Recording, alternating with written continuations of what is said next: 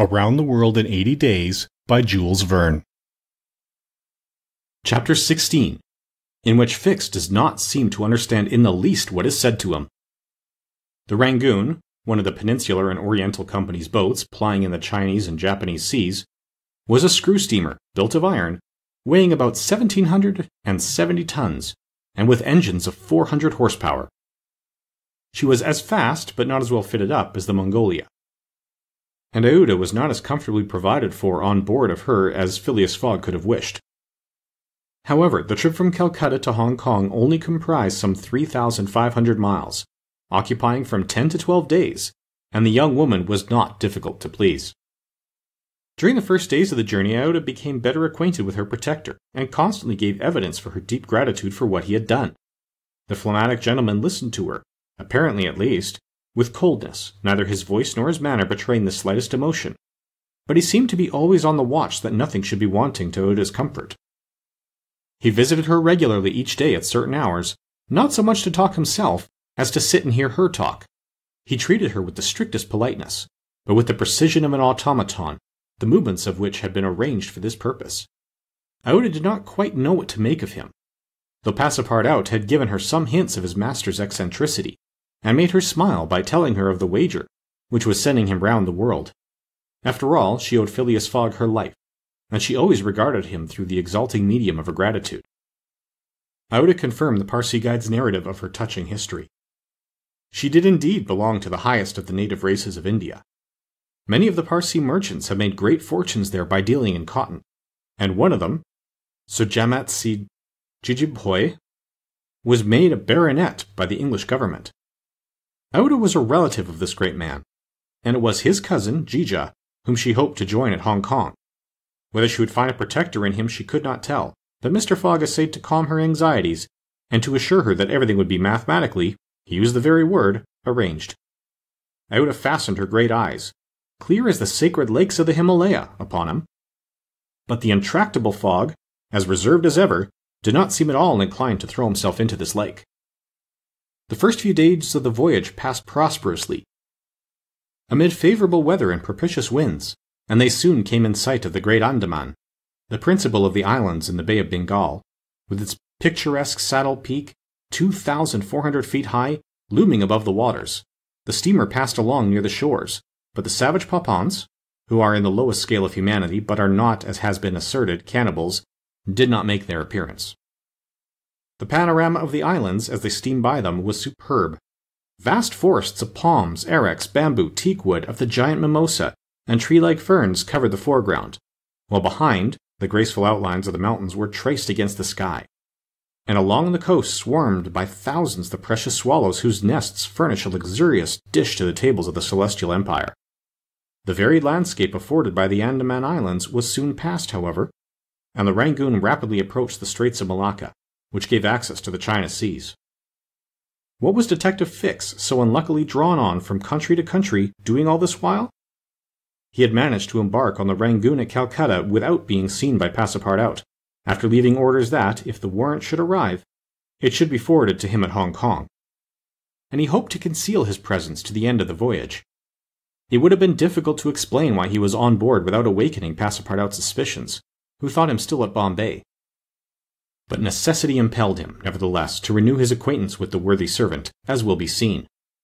All the detective's hopes and wishes were now centered on Hong Kong, for the steamer's stay at Singapore would be too brief to enable him to take any steps there. The arrest must be made at Hong Kong, or the robber would probably escape from him forever. Hong Kong was the last English ground on which he would set foot. Beyond, China, Japan, America offered to Fogg an almost certain refuge. If the warrant should at last make its appearance at Hong Kong, Fix could arrest him and give him into the hands of the local police, and there would be no further trouble. But beyond Hong Kong, a simple warrant would be of no avail. An extradition warrant would be necessary, and that would result in delays and obstacles of which the rascal would take advantage to elude justice. Fix thought over these probabilities during the long hours which he spent in his cabin, and kept repeating to himself, "Now, either the warrant will be at Hong Kong, in which case I shall arrest my man, or it will not be there, and this time it is absolutely necessary that I should delay his departure. I have failed at Bombay, and I have failed at Calcutta. If I fail at Hong Kong, my reputation is lost. Cost what it may, I must succeed. But how shall I prevent his departure if that should turn out to be my last resource? Fix made up his mind that, if worst came to worst, he would make a confidant of Passepartout and tell him what kind of a fellow his master really was. That Passepartout was not Fogg's accomplice he was very certain. The servant, enlightened by his disclosure, and afraid of being himself implicated in the crime, would doubtless become an ally of the detective. But this method was a dangerous one, only to be employed when everything else had failed. A word from Passepartout to his master would ruin all. The detective was therefore in a sore strait. But suddenly a new idea struck him. The presence of Aouda on the Rangoon, in company with Phileas Fogg, gave him new material for reflection. Who was this woman? What combination of events had made her Fogg's traveling companion? They had evidently met somewhere between Bombay and Calcutta, but where?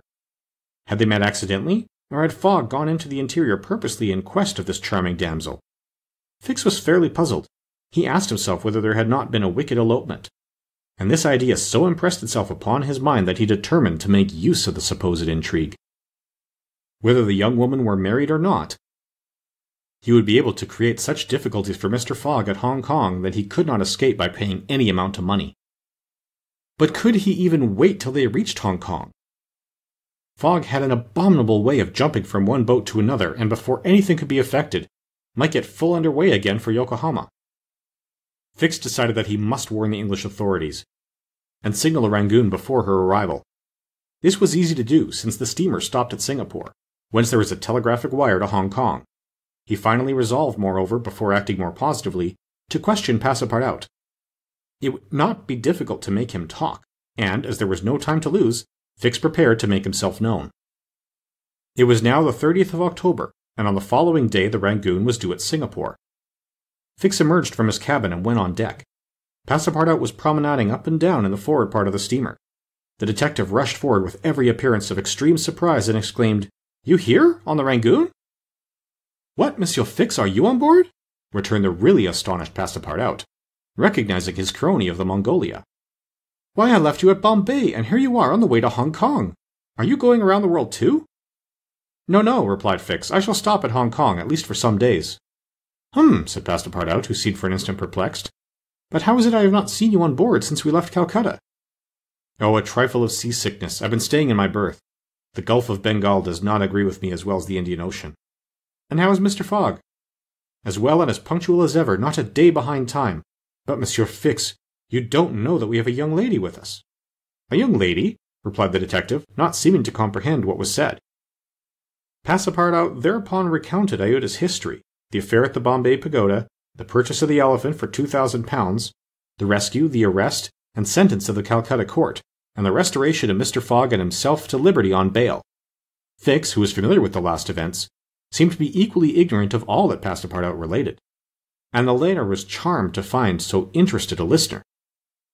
"But does your master propose to carry this young woman to Europe?" "Not at all. We are simply going to place her under the protection of one of her relatives, a rich merchant at Hong Kong." "Nothing to be done there," said Fix to himself, concealing his disappointment. "A glass of gin, Mr. Passepartout?" "Willingly, Monsieur Fix. We must at least have a friendly glass on board the Rangoon."